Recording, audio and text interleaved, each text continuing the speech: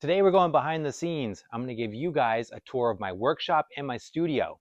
Now I get asked pretty frequently about how I organize my tools, how I store my rigs, and how I film my YouTube videos. So I figured I'd do a quick video to show you guys all three of those things. I'm going to take you behind the bench so you can see my workstation in all of its messy glory. We'll get into my organization or lack thereof, my battery maintenance and storage, and I'll touch on my studio equipment. It's going to be fun. If there's anything else you'd like me to dive into more deeply, let me know in the comments down below and I'm happy to do follow-up videos for you guys. But this is going to be fun. Let's check it out. So my studio is actually in our unfinished basement here. It's just in a small corner of the basement. Most of the basement is taken up by our gym. Got Axel's crawler stuff over in that corner. But over the last decade or so, I've been accumulating gym equipment and have built out a pretty nice home fitness studio. And really got into this because when my professional career started to take off, I really needed a gym that I could access 24/7. So the basement is like our rec space.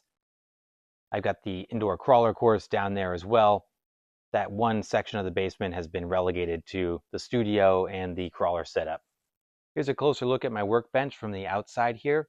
I've got my primary tripod there. I've got my two softbox light setups. My studio, I'll come around here, / workbench, I should say, is really just two of these plastic cabinets that I got from Home Depot, and then I put the plywood on the top. So I did the one sheet of plywood, cut it up so that it had an overhang in the front, and gives me the bench top here. On the bench, I keep my primary recording equipment. I've got a tabletop microphone. I've got a couple of tripods with microphones attached. I use these primarily for outdoor use. I've got the setup table there for the mini crawlers. On this side over here, I keep my primary tools, my LGRP toolkit. This is kind of my go-to toolkit. I have it in this little plastic case.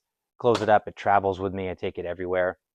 I have some assorted things over here, some springs, some other tools. I keep my Utter Butter, my other Cow RC products that I use frequently handy right here. The cleaning wipes for sure. 24 scale hardware kits, tool trays, some extra tools. All the stuff that I use most commonly I keep handy here on the bench. This is kind of a messy section down here. I got kind of like a graveyard for bodies and broken trucks. I have a stack of manuals I haven't filed yet. I got to get through that. Box of tires, unfinished projects and unstarted projects. They pile up here, and figure when it gets to be so obtrusive that I start tripping over it, it kind of spurs me into taking action on them. The Target bag is my trash bag. I try to maximize space as much as I can. I got my work mats of various scales hanging up there on the main drainage line there. The backdrop here, my backdrop that you see, is a fake wall that I framed up here. And then I put this vinyl photography background on there. Eventually I'm going to do this over in a more hardscape background, something with some more realistic looking materials, but this has been here since the beginning. All right, so now let's take a look inside the cabinets here. I'll show you how this is organized. I have this done by scale primarily, and everything is organized in bins. Starting from top to bottom here. Top here, I've got this organizer that I got from Home Depot. This is just a small parts organizer. I got two of these. Axel stole one and ended up putting Matchbox and Hot Wheels cars in it. But this is where I store primarily my small scale, frequently used items, shocks, electronics, axles, knuckles, things like that. The hardware that I use pretty frequently during builds or during repairs. It's organized, it's SCX24 on the top, and as you get down to the bottom, there's some FCX24 and some TRX4M stuff in there. Mostly SCX24 though. Over here on the right, I have another kind of traveling tool case. This is the first one that I ever got, actually. I still keep some things in here, not a lot. I got a pile of drive shafts, some wheel components here. This is kind of my catch-all SCX24 bin. So there's a ton of stuff in here, not really organized. As you'll see, I have pretty much a bin or two bins for each scale, and I basically just toss the stuff in there. This also, since it's in easy proximity to where I sit, I've got my shock oil, Velcro, double-sided tape, kind of the usual things that I use. So this was the first bin, was the catch-all bin. I've cleaned it out a little bit and made it primarily the SCX24 bin. Underneath that, down here, I do keep my 4-corner scale, Power Hobby scale, right in there. This is the UTB 18 bin. All the spare capper parts get tossed in there. Underneath that is my owner's manual bin. You can see this is totally full, which is why I've got another stack going on the floor over here and haven't cleaned that up yet. I have severe loss aversion, so I hang on to things way more than I should, including owner's manuals and things. So I really need to go through and purge some of these, especially since everything is electronic now. And I keep my little turntable. This is just miscellaneous radios. Every time I change out a stock radio, I'll hang on to that for the most part. Again, the loss aversion is just taking up space. But I do find doing spare parts build, I end up using the stock radios and receivers more often than you would think. So these actually come in really handy. Underneath that is my paint supplies. So I use just spray cans. So I got all my paint supplies in here. I do have some model paint that we were using on some of Axel's trucks. But primarily it's the Tamiya spray paint in here. Coming over here to this cabinet. This is the larger scale stuff. So let's do top to bottom again. So on the top left, I do have some landscaping stuff for the indoor course. Moss, material, fake grass and stuff. Keep that in there just in case. Top left here. In here is where I keep all of my stock tires. I don't keep all of the stock tires that I have, but the ones that I do keep on hand, I have just a bin that I toss them in. On the top right here is the TRX 4M bin, like the SCX 24. It gets its own bin that everything just gets tossed into. And lately, because I'm pretty much out of space, I've also been kind of chucking in the Red Cat Ascent 18 stuff in here too. So I got to do something about that. On the other side here, I do have some miscellaneous camera supplies. Most of my camera supplies I keep over there underneath the stairs, but I do have some gimbals and things like that in here. Bottom left, these 2 bins are for 10th scale stuff. So this is where I got all my 10th scale takeoffs and upgrade parts, electronics, motors, servos, all that stuff.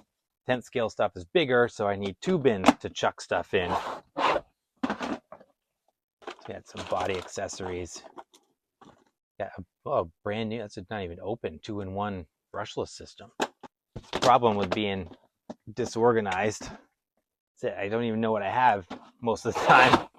Over here, this is the FMS/Hobby Plus bin. This is where you're going to chuck all that stuff in here too. Same methodology, just get a bin for that scale or that model and then just toss everything in there. Underneath that is my foam bin. So I got a bin for tire foams, both stock that I've taken out and also aftermarket. I got a lot of the Crawler Innovation stuff in here for the minis, some larger scale stuff in here. But the foams that I like, that I think I'll reuse, I keep them in this bin. Right, coming over here into the corner, I'll show you a couple of more storage bins here. So these kind of stacked Husky bins here are a recent addition. So these are primarily for tires. I love tires. I love swapping out tires. And as you can see, I have a ton of them. So the top bin here is for the small scale tires. I have inserts, I got wheels, got some tires mounted up on wheels, all my mini tires in there. Next one down, we've got the larger scale tires. You can see I got some 6 scale tires. This is primarily 10th scale tires though. I have some over here that I've yet to find a home for. Those are stock takeoffs, so they might go in that bin if I've got room. The bottom bin here, this is primarily for bodies and chassis. So I've got chassis kits in here. I've got takeoff bodies. I've got new bodies. These are all things that I swap out or I'm getting ready to paint for new projects. But small scale body and chassis go in this bottom one. Over in this corner, you may recognize the OG Jeep crate. So when this whole thing started, this was my table in my workshop, and I actually sat on a drywall paste bucket, and that was my studio and my workshop. Now, I still have the crate, but I've kind of transformed it into my battery station here. So for my LiPo storage, I've got these Z LiPo bags here. I've got 3 of them. They're organized by scale and by battery size. I've got a couple smaller ones that I use for actual charging, and I've got a bag down here that I use for transport. This is typically what I throw my batteries in when I take them with me. It's got some in there now, and then I know that I need to put those into storage mode. I really invested quite a bit of time and energy into my battery charging and storage. recently because I just wanted to be safe. I developed such a big collection and a lot of batteries, so I wanted to make sure I was doing this right. So my primary chargers are over here. I like this Spectrum smart charger a lot. I've got a Traxxas, just kind of basic smart charger here. And then I have this HTRC smart charger as well. Those are my three primary ones. I do have some smaller ones here, just some basic ones. I don't really use these much anymore unless I'm just sitting right next to them and I can keep an eye on them, because these don't have the balancing functionality and the fail-safe options that the good chargers do. But everything is in a bag when it's charged. I keep my checkers handy. I always make sure my voltage is proper, both for storage and for usage. Back here in the corner, I've got my AA's, I got my AAA's, got a whole bunch of stuff for the radios, and then extra wall chargers and manuals and things like that. So that's pretty much it for behind the scenes on the bench and my parts storage and my battery storage. Now let's check out some of my vehicle storage. So I started off pretty early utilizing the course as a storage mechanism. So I built this drawer underneath my indoor crawler course so that I could house all my minis. I still keep my primary fleet of mini crawlers in here, and I can store quite a bit and a handful of radios. So I keep kind of my hardcore favorites in this drawer as long as they'll fit. Some of them are too tall to fit. As my collection started to expand, I had to find alternative methods. So some of the bigger scales, particularly the 6 scales, have to go underneath. So underneath here, I've got Axel and I's SCX6s. I've got a handful of 10 scales. I've got the 18 scales here.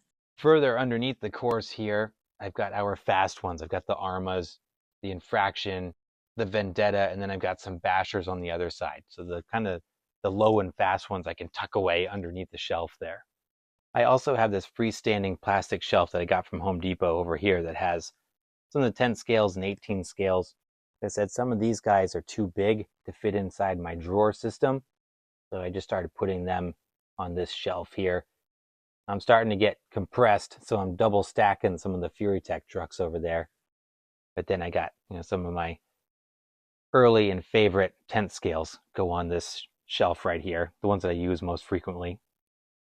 Got a similar setup for Axel over here. He's got some of his bigger scales here on the ground. He's got a couple in the garage, but then I got him another one of those black plastic shelves to just stack some of his trucks on here. He's got a bin set up also. We got radios and the LMTs in that one. He's got bodies and trailers, and then he's got scale accessories, miscellaneous stuff on the bottom there. He likes to, just like me, he keeps packaging and things like that over there. He's got those styrofoam packages from FMS and the Gladiator box that he likes to keep and reuse. And then real quick, guys, to close this out, let me just show you my YouTube studio equipment real quick here. So like I said, I've just got this tripod that I use primarily. I do not have a camera. I still just use my phone. So it just has this one attachment here that I put my phone on there. I mentioned the tabletop mic. I do have this microphone here. This is my primary mic that I have on the bench. I have a lavalier Bluetooth mic that I'm using right now, which is nice when I'm moving around. For my lighting system, I've got these Mount Dog softbox setup. I got this 2-pack LED light kit for, I think it was around $100, maybe 89, 90 bucks, something like that. But I've got my brighter one here. I got my key light on the left. I got my fill light on the right. And that's pretty much it. Pretty basic system. Not a lot of money invested, and it works really good for what I do. All right, guys, that's going to do it for the studio and the shop tour. Let me know your thoughts down below in the comments. What do you think? And if there's more that you want to see in any particular area, let me know, and I will happily do another video on those. But as you can see, pretty basic setup. I could definitely do a better job organizing, but it works for me. But thanks for hanging out with me and going through the shop. I always appreciate your time. Please like and subscribe if you haven't done so, and I'll see you in the next video.